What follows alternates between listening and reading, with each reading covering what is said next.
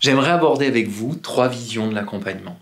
La vision traditionnelle, la vision systémique, la vision solutionniste.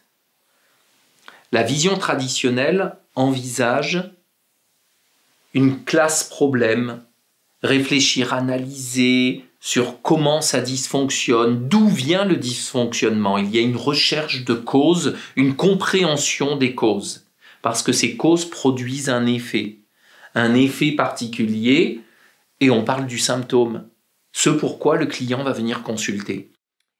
L'analyse des causes, la compréhension des causes, tout le travail que le praticien va amener à travers son anamnèse, tout l'ensemble des questions que le praticien va se poser pour comprendre d'où ça vient, qu'est-ce qui amène que ce patient aujourd'hui souffre.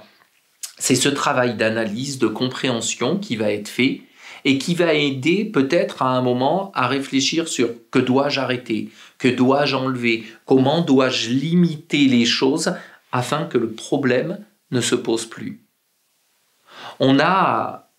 La solution est au cœur du problème. L'analyse du problème nous permettra à un moment de venir stopper le problème. En changeant, en modifiant, en annulant, en rajoutant ce qui peut faire manque, déficit, défaillance.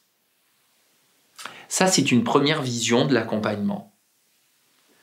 Une deuxième vision de l'accompagnement va être une vision systémique.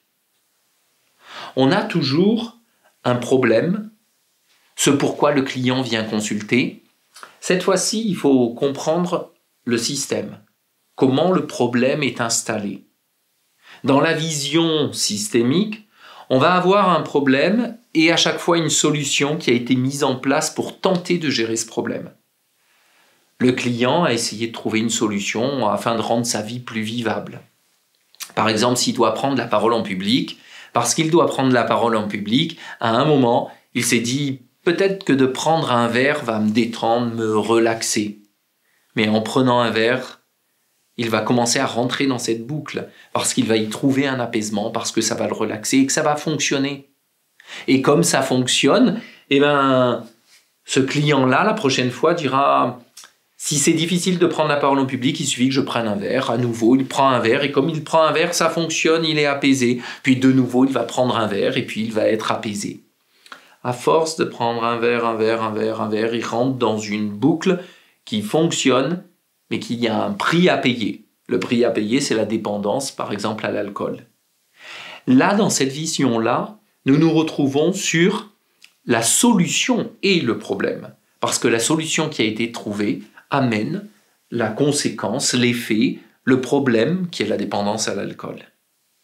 L'intervention du praticien va être de bloquer la boucle, d'interrompre ce système, cette séquence-là, et en ayant la possibilité d'interrompre cette séquence-là, à ce moment-là, des changements vont se produire.